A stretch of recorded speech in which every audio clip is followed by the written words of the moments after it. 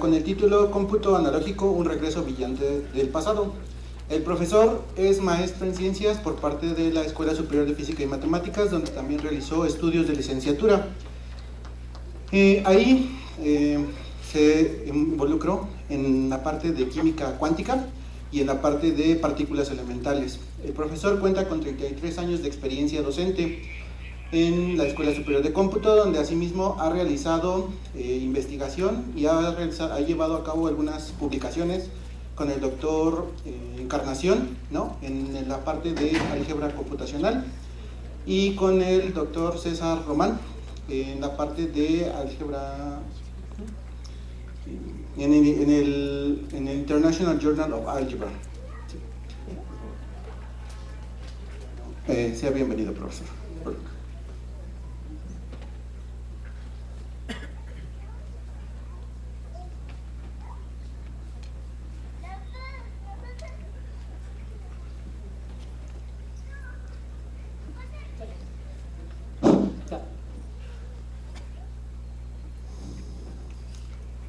Cácaro.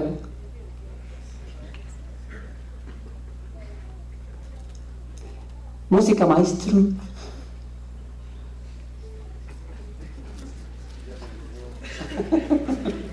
Okay. Maestro, ¿en qué carpeta está su video? Si nos puede decir. Nomogramas. Monogramas. Nomogramas. Nomogramas. Plática nomogramas.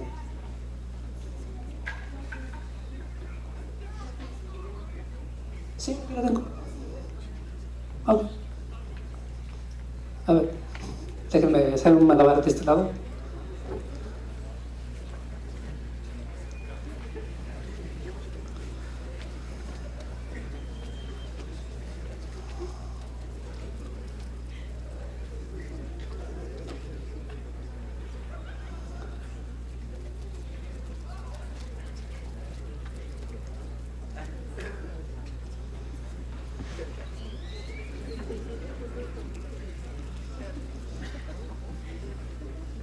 No se oye.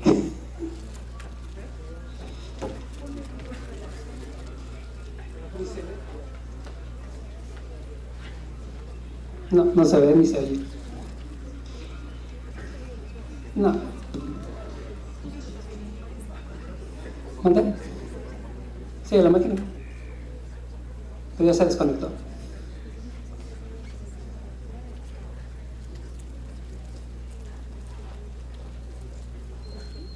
Ahora estamos pasando dificultades técnicas.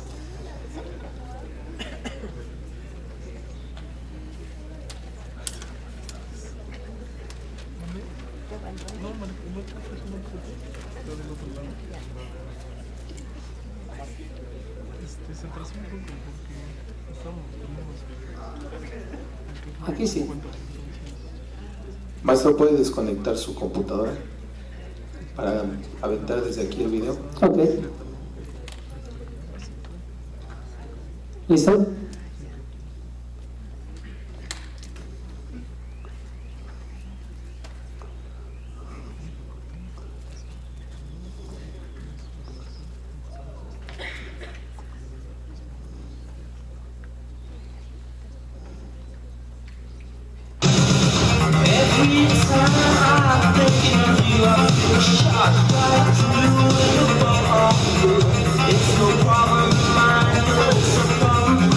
Interesante, ¿verdad?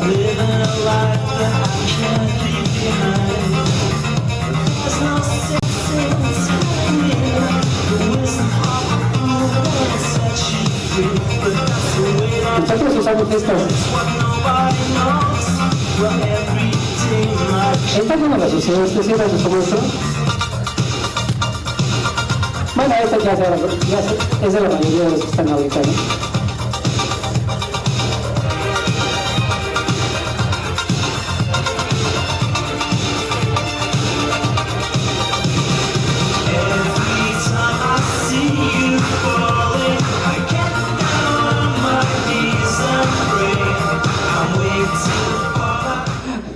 Ok, muchas gracias.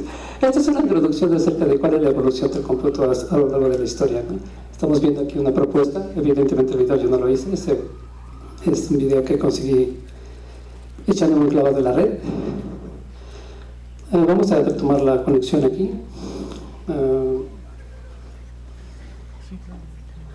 Para continuar con esto.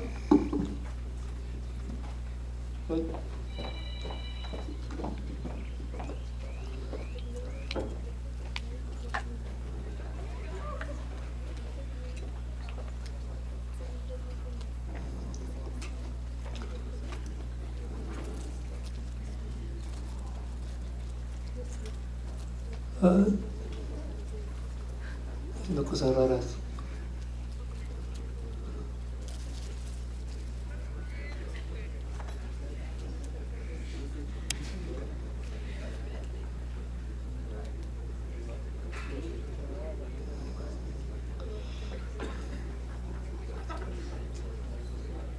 Aquí.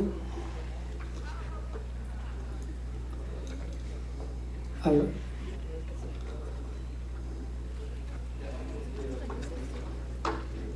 No.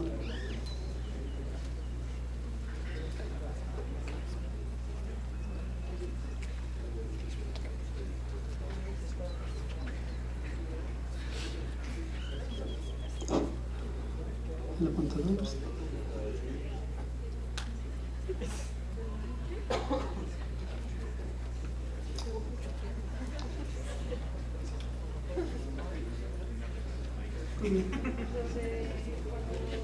Ok. Bueno, desde el inicio de la historia el hombre siempre ha tenido la necesidad de contar, llevar un algoritmo de registros, ¿no? Una forma muy sencilla que se manejó en antaño fue los instrumentos de conteo.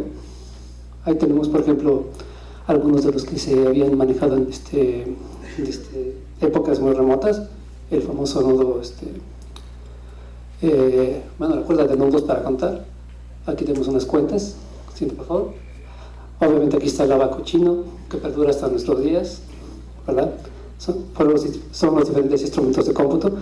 Tenemos ahí una tablilla babilónica, ¿sí? Que eran los instrumentos que en la antigüedad se ocupaban para conteo. Aquí tenemos otros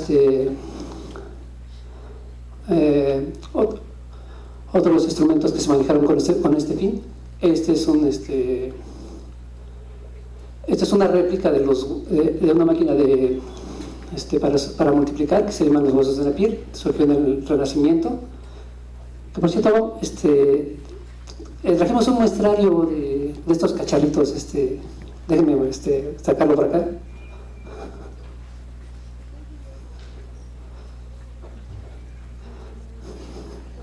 Aquí tenemos estos cacharritos.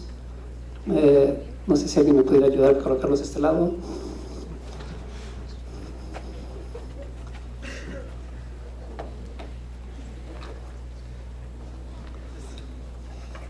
Para todo aquel que quiera verlos.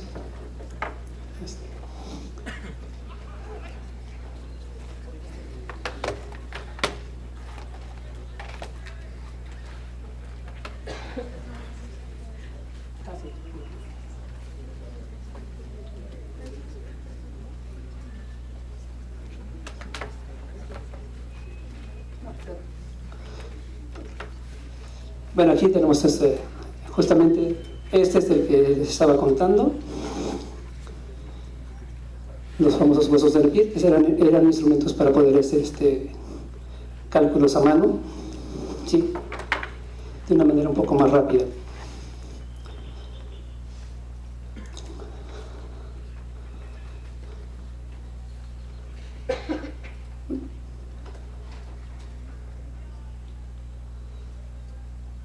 La forma en que se usaban estos aparatos era muy sencilla, simplemente lo único que hacía era uno seleccionar renglón y columna. Por ejemplo, las cifras de los números que uno iba a multiplicar. Aquí, por ejemplo, vamos a agarrar 439, ¿verdad? Digamos, si lo multiplicamos por 5, seguía la mecánica de los cuadrados hindúes, sumábamos a diagonal. Entonces aquí, por ejemplo, tenemos 2195, sería la multiplicación. ¿Sí? La forma en que multiplican estos huesitos. Tenemos por ahí una simulación en matemática que podemos mostrar. No me salgo.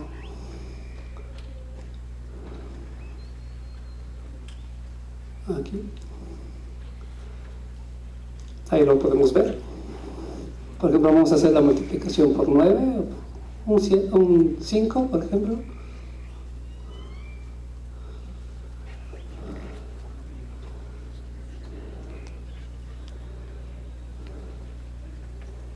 Un 3.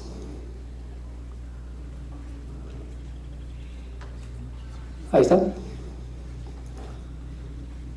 Déjala. Ah. 3. Aquí vemos la línea sobre la cual se está haciendo la suma. Otro de los cacharritos que se llegaron a usar mucho en esta época.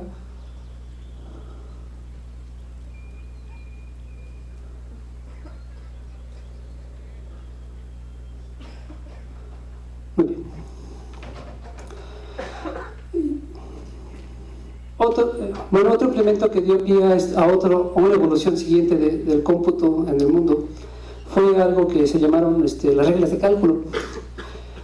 Su fundador, bueno, todavía sigue el debate en quién fue el que inventó realmente la regla de cálculo, si fue el señor William Alfred o el señor Edmund Wintz.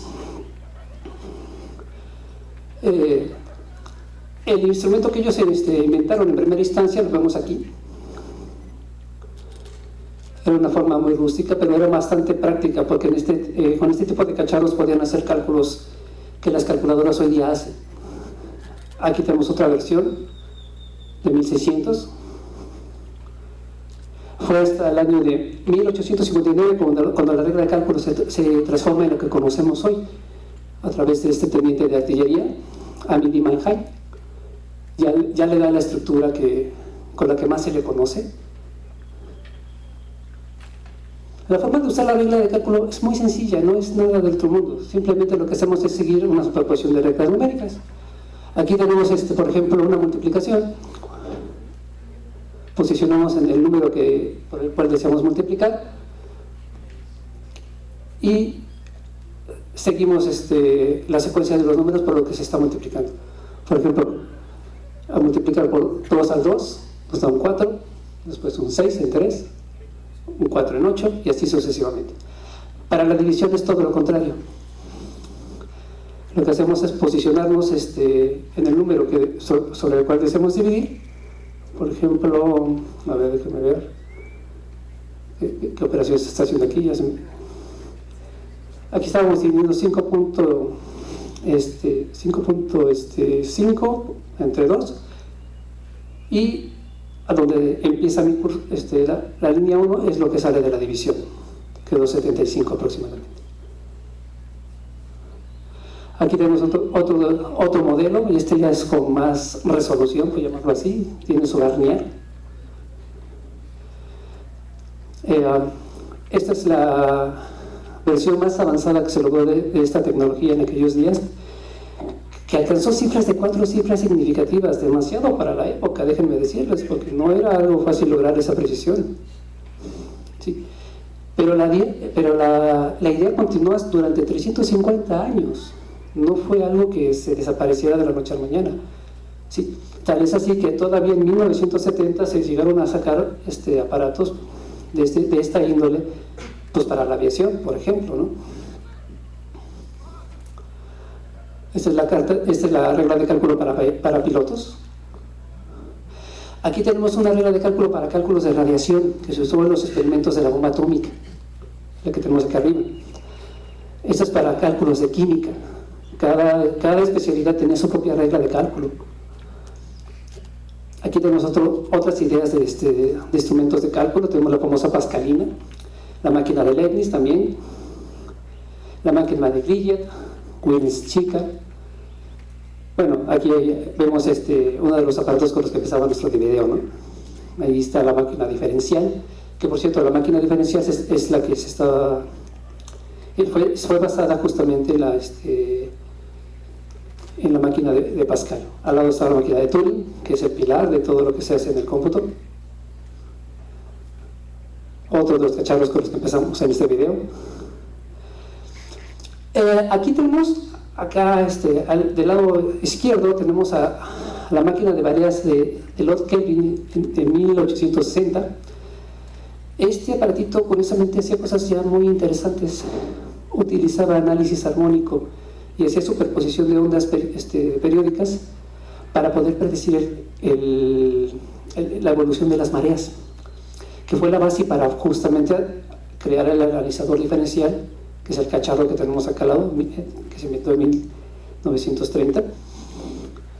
Ahí tenemos el primer disco duro, por cierto, que era un cacharrote de oro del tamaño de un ropero. Del lado derecho tenemos la máquina de Philip Matus, ¿sí?, de 1700. Al lado tenemos el tabulador de censo que se utilizó en las elecciones de Estados Unidos en ese año. La idea de máquinas portátiles no crean que era nueva. Ahí tiene la máquina calculadora de Curta de 1948, una maquinita del tamaño de un puño. Bueno, aquí tenemos ya las calculadoras más evolucionadas en el contexto de esa máquina. La primera computadora ya oficialmente como tal. Bueno, muchos de los que venimos de la generación X usamos esta. Otra idea también del cálculo basada también en la misma regla. Como ven, la idea de instrumentos de mano que tenían su plumilla no era nueva. Esto es de 1920, hace un siglo. ¿Sí? Y ahí lo tienen en comparación con una pluma, ¿no? Este es otro de los modelos de reglas de cálculo que se publicó en 1938, ya con un sumador. También ahí tenemos otro modelo de regla de cálculo con otra versión de sumador de Faber-Castell. Estos aparatos tuvieron mucho auge en realidad durante todo desde el Renacimiento hasta incluso 1972. Bueno, ahí tenemos a la doctora Catherine Blodgett con su regla de cálculo. Ahí estaba ni más ni menos que Enrico Fermi, el premio Nobel, con su regla de cálculo. ¿Sí? Ese es el modelo que usaban los astronautas. La regla de cálculo más avanzada de la historia, por cierto, de la que se desarrolló hasta su caída en 1972. Esta regla fue diseñada para dos variables. Es el modelo siguiente, ya más optimizado. Que por cierto, ahí tenemos un equivalente de ese modelo. Ahí tenemos a las calculadoras de la Fuerza Aérea Norteamericana. Y obviamente esto que tenemos a la izquierda es el astronauta Buzz Aldrin con su regla de cálculo en la misión del Apolo 11. Con un simple par de reglas hacían todos esos cálculos, imagínense. Fue tan importante y tan crítico que muchas cosas se resolvieron en base a eso y se generó también tecnología. Estos son los logros que se lograron en base al deslizamiento de dos reglas, nada más. El puente Golden Gate, la presa Hoover, los transistores, aquí tenemos el famoso Empire State. Los aviones de combate F-16 se hicieron deslizando nada más un par de reglas. Con eso se hicieron. Bueno, ya después surgieron las computadoras que ya podían manejarlo todo digitalmente, ¿no? Ahí tenemos una versión híbrida entre lo que era la regla de cálculo y las calculadoras electrónicas. Una versión ya más tecnificada de la regla de cálculo. A pesar de sus limitaciones que aparentemente tenía por la parte electrónica, todavía tenían más alcances que las calculadoras de la época. Este es otro cacharrito. Este es un calculador trigonométrico. ¿Sí? Con este podemos calcular secante, tangente, cotangente, funciones trigonométricas que no se calculan incluso en las mismas calculadoras. Este es otro de los cacharros también consentidos para los diseñadores de circuitos, ¿sí?, que es la carta de Smith. Déjenme mostrarles una simulación de cómo es que se usaba este cacharrito para que tengamos una idea más precisa.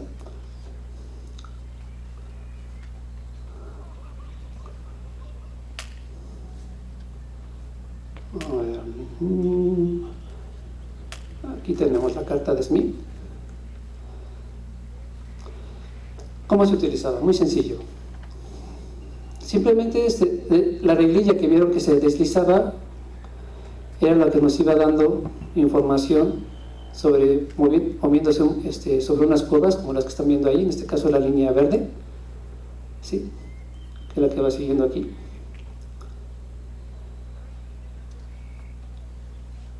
La otra dirección que estamos tomando aquí es siguiendo los círculos azules.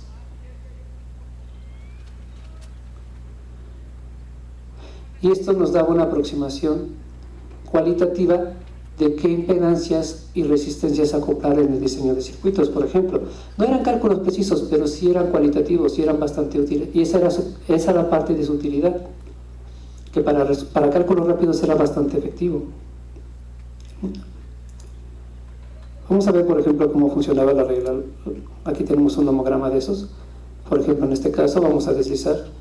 Aquí tenemos el número que estamos multiplicando, digamos un 3. Estamos multiplicando por 6 y aquí abajo tenemos el número que nos da de la multiplicación. Esa es la parte básica de cómo funcionan los nomogramas. Déjenme mostrarles otro. Aquí tenemos uno para resolver, por ejemplo, circuitos paralelos.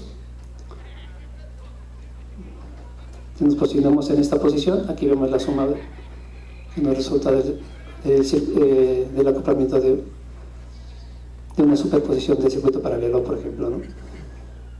Y como ven, es bastante rápido, ¿no? Hacer este cálculo incluso digitalmente es más tardado. Esa era parte de su encanto de este tipo de cacharros, que eran muy rápidos, no nos daban el dato preciso, pero sí nos daban la información cualitativa.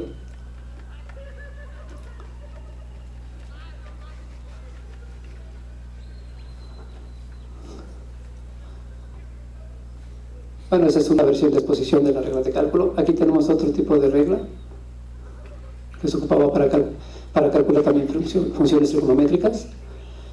Esto es para cálculo esto es para músicos, perdón. Esta es una regla de cálculo para músicos. Aquí tenemos otra regla circular. Es para aplicaciones médicas. Esta es muy exótica también. Un actinógrafo de Hunter. Otro para músicos. Esta sí es para músicos.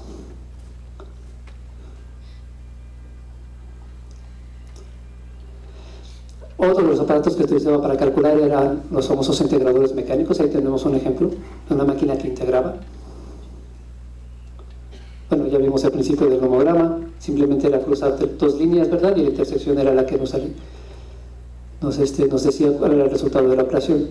Pero estos son casos particulares de una propiedad algebraica. Así que nosotros podemos diseñar una plantilla para cada tipo de operación algebraica. Ahí tenemos otro tipo de nomogramas. Aquí vemos la escala que se ocupa y las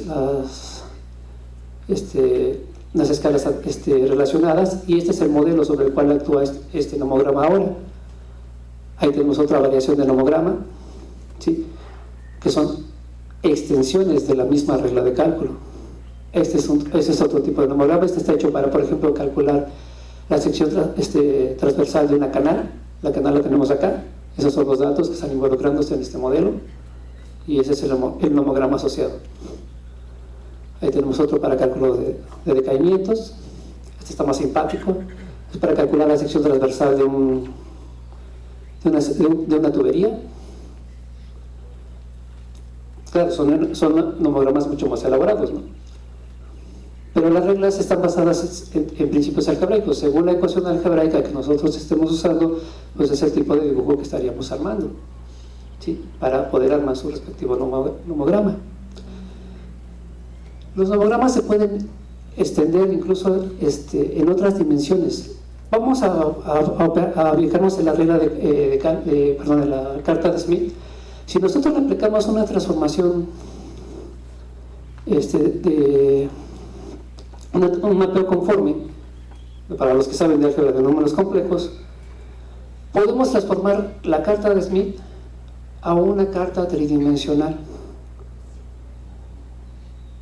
Ahí la tenemos.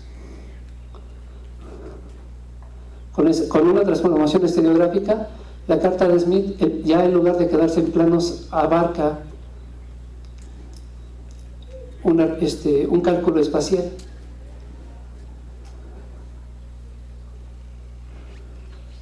Con otra transformación también de tipo estereográfica, la misma carta de Smith la podemos llevar a la escala espacial, pero esta vez abarcando contornos que no podíamos ver de otra forma. Pero esto ya lo podemos hacer gracias al cómputo vigente, ¿no? Estos cacharros no están muertos. La tecnología actual les da la posibilidad de tener más alcance y ver más posibilidades de diseño para aplicaciones en circuitos, para incluso resolver problemas de carácter médico, cosas así.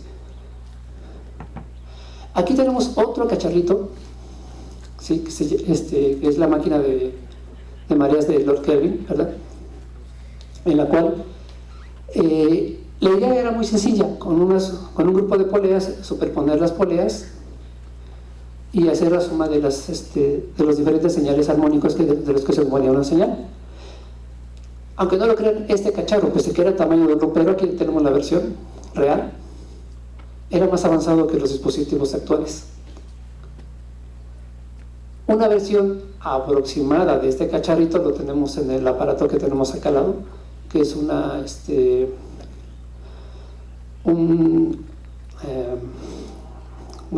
multiplicador de matrices analógico, pero está basado en una máquina de hace 200 años. Eso es lo interesante de este cacharrito, ¿sí? Y todavía el cacharro de hace 200 años era más avanzado que este. Con este cacharrito que tenemos de lado, ¿verdad?, que se utiliza a través de resistencias variables llamadas memristores, tenemos la posibilidad de multiplicar matrices en tiempo real, y lo extraordinario es que se logran multiplicaciones muy rápidas y además masivas, porque esto ya es de escala nanométrica. Esa es la diferencia, ¿sí? Pero a pesar de su impacto, ¿no?, sigue siendo más avanzado el cacharro viejito.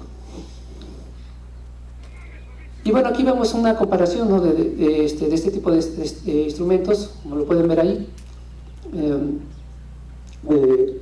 ¿Cuál es el ahorro de energías que nos dejan este tipo de implementos analógicos?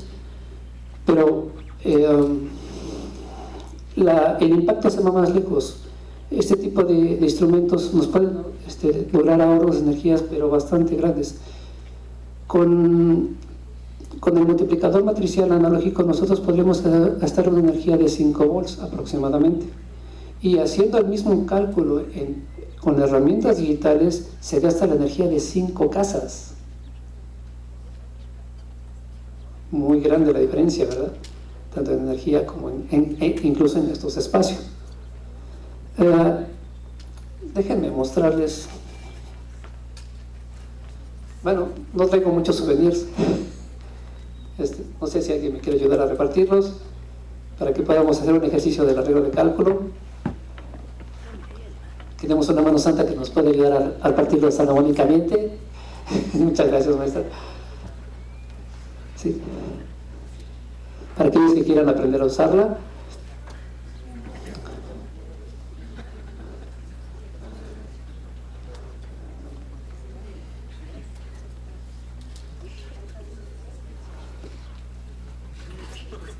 Bien, a ver, déjame ver si puedo recurrir a mi simulación de cálculo aquí.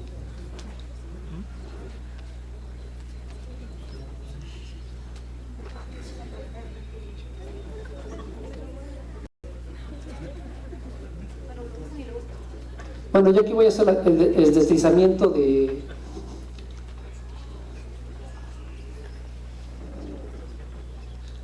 Es que no puedo...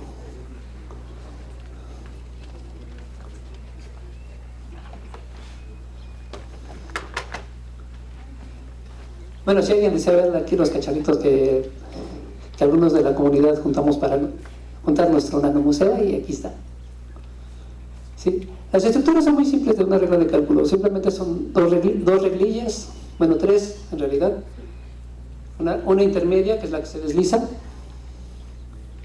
Seguramente los que ya tienen a la mano bueno, el souvenir podrán ver que se desliza la parte central. ¿Sí? Bueno, les voy a quedar a ver el cursor porque se supone que hay una pieza que sirve para deslizarse intermedia. Esa sí no la tiene el cacharro. Pero entre estas tres estructuras es como se hace el cálculo. Uno simplemente coloca en primera instancia la reglilla en la posición que uno desea colocarla y complementa con el cursor. Esa es la idea básica del empleo de la regla de cálculo. Gracias. De hecho, aquí tenemos varios modelos. Este es un modelo de ingeniería, este también es un modelo de ingeniería, este que tenemos aquí es un modelo para secundaria. Este es el de la escuela de los nerds.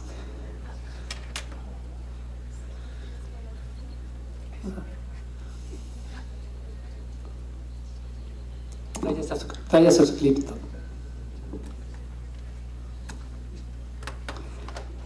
Y bueno, como les había dicho, gracias. Este es especial para matemáticos. Con estas dos reglas es como se hicieron todos estos cacharros. Y todo el desarrollo tecnológico del siglo XX se le debe a ese par de reglas. A ver, quería hacer una operación, pero creo que se nos va a complicar, ¿verdad? Mostrar este video, ¿verdad? A ver, ¿quién quiere proponer una operación para que practiquemos ahorita con los que ya tienen su regla?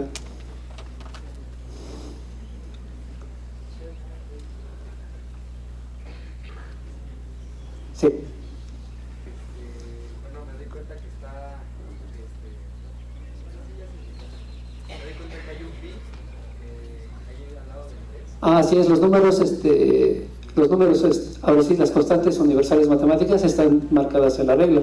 Está registrado el número pi, está registrado el recíproco de pi, también el número e, y también hay otro par de marcas que son las que convierten de grados a minutos.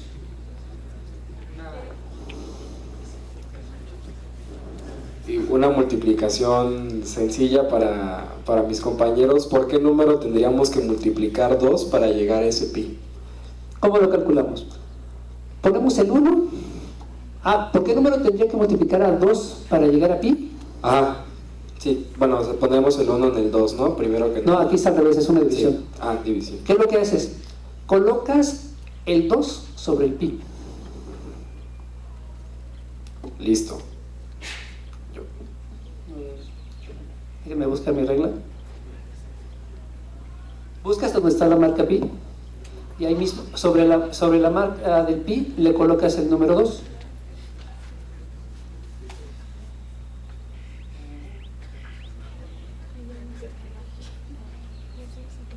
Ahí está.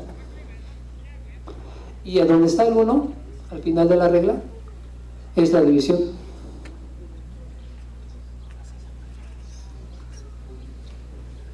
Sí, ya vi, es un 5.5 y algo. Lo que está. Sería 1.55, ¿no? Exacto, 1.55. Aquí lo interesante de esto es que la regla es un instrumento interactivo. Tienes que tomar en cuenta los complementos y llevarlos en mente. No solamente se deslizan las piezas y ya. No, también tienes que interactuar con ella. ¿Sí? Los órdenes de magnitud, las cifras significativas también se calculan, se complementan mentalmente. No es un aparato estático, tú interactúas con él. ¿Sí? Y eso es una diferencia muy grande con respecto a las calculadoras actuales, porque las calculadoras actuales fomentan mucho algo que llamamos el acriticismo, que es donde te quedas como espectador nada más viendo, ¿no? ¿Sí? En este tipo de aparatos es imposible que se fomente el acriticismo, completamente imposible. Si tú no interactúas con él, el cálculo no sale. Esa es la diferencia entre esos aparatos y este. Muchas gracias. ¿Alguna otra propuesta de cálculo?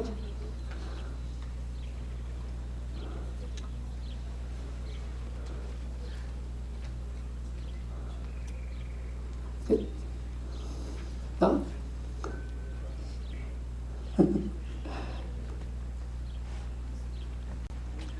Gracias. Ok. A ver, déjenme mostrarles otra cosa que les iba a mostrar, pero ya...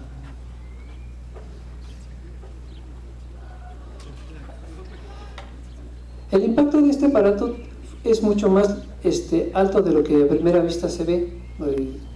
Me adelanté mucho.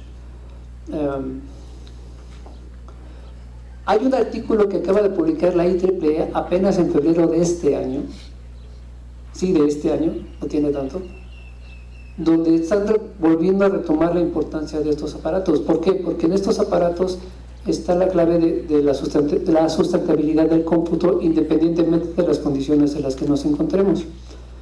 Si nos cayera, por ejemplo, ahorita una bomba electromagnética en este momento, aquí en la escuela nadie podríamos calcular, salvo los que saben manejar la regla. Ese sería el impacto.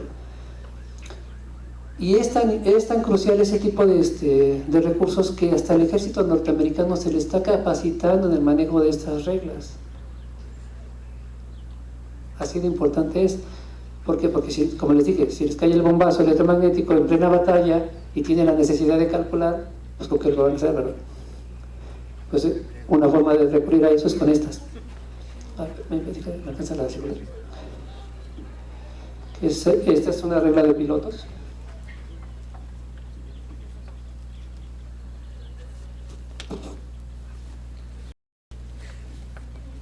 Ya lo sé.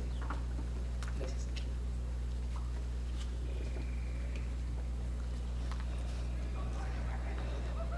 Cuya practicidad está justamente en su estructura circular, ¿no? Con esta forma, además de ser muy fácil de portar, pues es muy conveniente para poderla tener en condiciones en las cuales está uno más incómodo, como es el caso de la cabina del piloto, ¿no?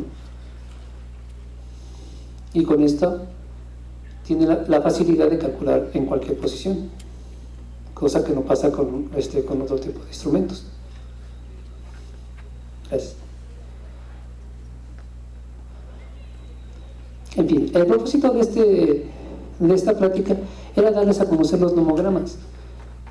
Los nomogramas no son objetos muertos. La regla de cálculo solo es un caso particular de ellos. Ya vimos en la diapositiva anterior que cada ecuación algebraica tiene su respectivo nomograma.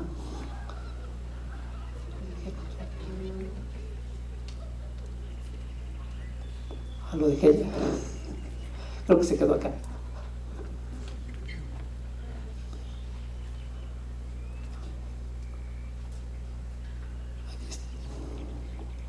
Ahí está. Cada tipo de ecuación algebraica se representa por un nomograma en particular. Si este tipo de estructuras se pueden llevar a otro tipo de plataformas, podríamos encontrar una alternativa de impulsar el cómputo. Bueno, ya la encontramos en la máquina de Kelvin.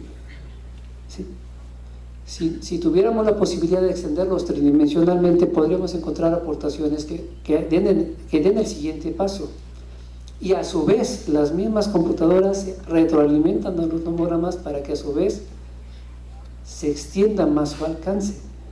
No son aparatos muertos en realidad, son aparatos que son situaciones y instrumentos que se alimentan mutuamente. Y eso es lo que define el cómputo de nuestros días. ¿Sí?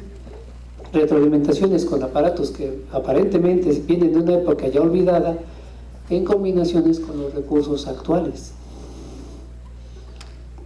Ese era el mensaje sobre el que pretendía hablarles hoy, porque gracias a las tecnologías digitales, con las matemáticas adecuadas, ¿verdad?, ampliamos el alcance de los nomogramas, como estamos viendo aquí. Estos cálculos eran impensables hace tan solo 100 años antes de las computadoras. Pero fue hasta que llegan las computadoras con sus capacidades gráficas y sobre todo la visión tridimensional que le damos más alcance a la carta de Smith. la misma que vieron hace rato. La sacamos del plano, elevamos la dimensión del instrumento y vemos cosas que no se podían ver en otros contextos. Y a su vez, los mismos cacharros de hace 100, 200 o más años, ¿verdad?, tiene la posibilidad de darle más impulso al cómputo actual. Y bueno, esto básicamente era de lo que quería platicarles el día de hoy.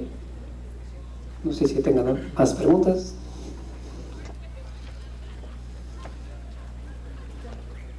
¿Alguna pregunta? ¿Comentario?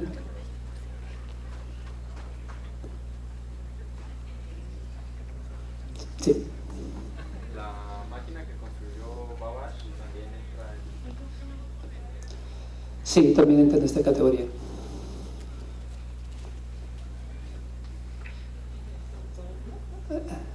Era el compañero. Sí. No sé si quieres externar tu pregunta otra vez o alguna otra pregunta.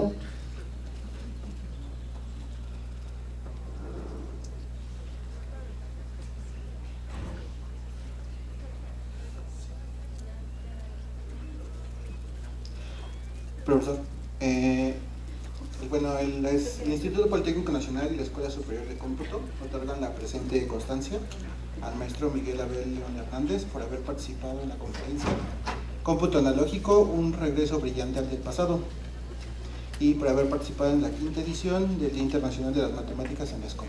Muchas gracias. Un aplauso, por favor.